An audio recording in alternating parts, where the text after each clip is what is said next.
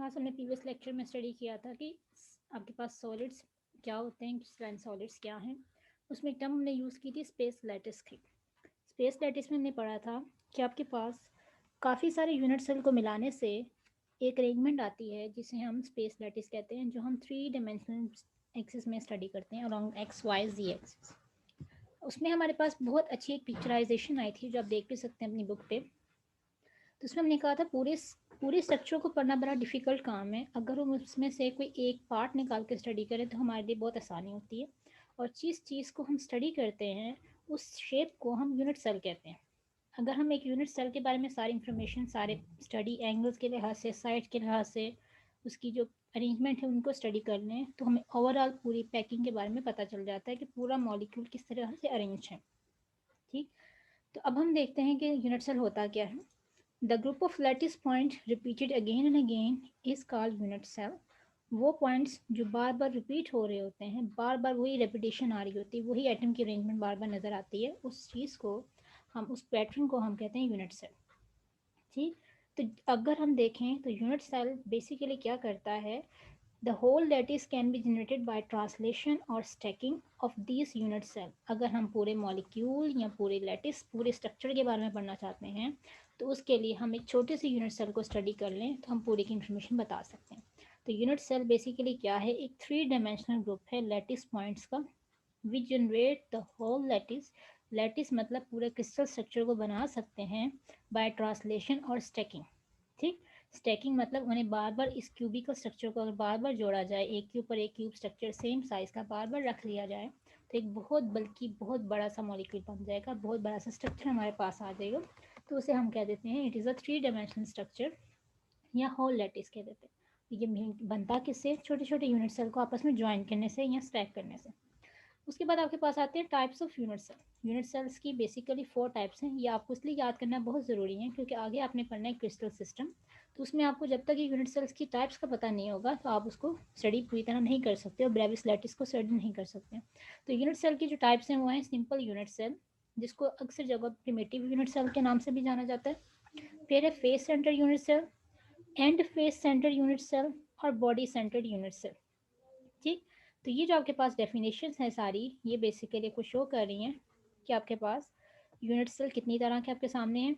It is of 4 types: simple unit cell, face centred unit cell, end face centred unit cell और body centred unit cell.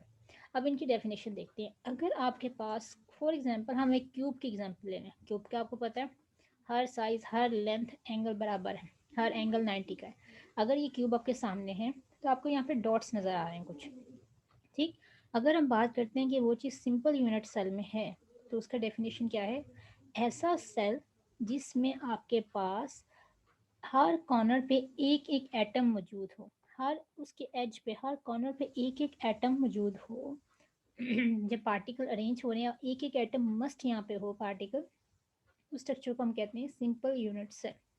ठीक, उसके बाद आता है face centred unit cell.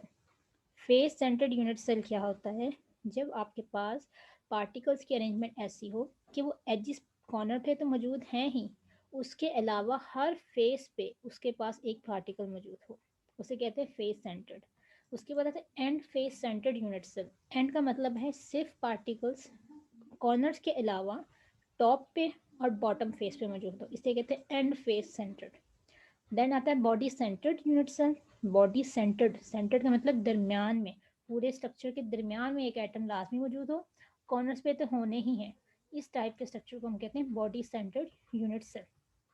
ठीक, तो ये आपके पास बेसिकली टाइप्स हैं सारी यूनिट सेल की।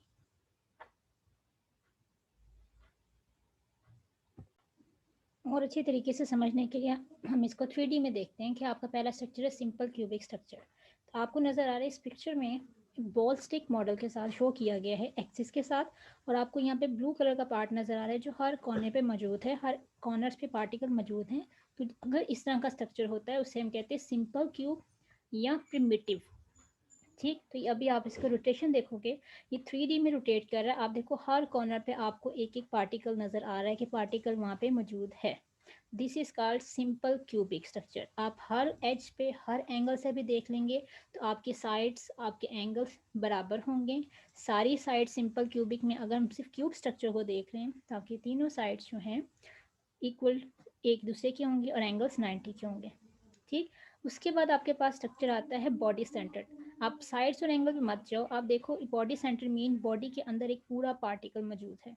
ठीक, और इसके कॉर्नर पे भी पार्टिकल्स मौजूद हैं। हर कॉर्नर पे एक पार्टिकल है और उसके बॉडी सेंटर पे भी है। सेंटर में बिल्कुल मौजूद होगा, उसका मतलब इसकी अटैचमेंट हर कॉर्नर से हो सकती है इजीली। तो इसे हम कहते हैं बॉडी सेंटर्ड क्यूबिक स्ट्रक्चर। अगर हम क्यूबिक की एग्जांपल ले रहे हैं तो आप इसमें कह सकते हैं बॉडी सेंटर्ड स्ट्रक्चर इस तरह का होता है कि एक पार्टिकल सेंटर में मौजूद होता है। अगर बात करते हैं फेस सेंटर्ड की, और फॉर एग्जांपल हम क्यूब को स्टडी करना चाह रहे हैं, तो फेस सेंटर का मतलब होता है हर फेस के अंदर एक पार्टिकल मौजूद होना, लेकिन वो एक दूसरे से अटैच उस तरह नहीं है। हर फेस पे एक पार्टिकल मौजूद है। अब सेंटर में कोई पार्टिकल हमारे सामने नहीं होगा। तो ये जो आपके पास अरेंजमेंट आती है इसे हम कहते हैं फेस सेंटर्ड स्ट्रक्चर।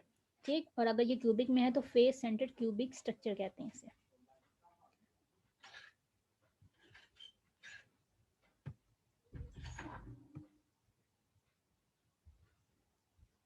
होपफुली अब ये सारे स्ट्रक्चर आपको क्लियर हो चुके होंगे। आपको हर एक की डेफिनेशन पता होनी चाहिए कि फेस सेंटर्ड बॉडी सेंटर्ड क्या होता है।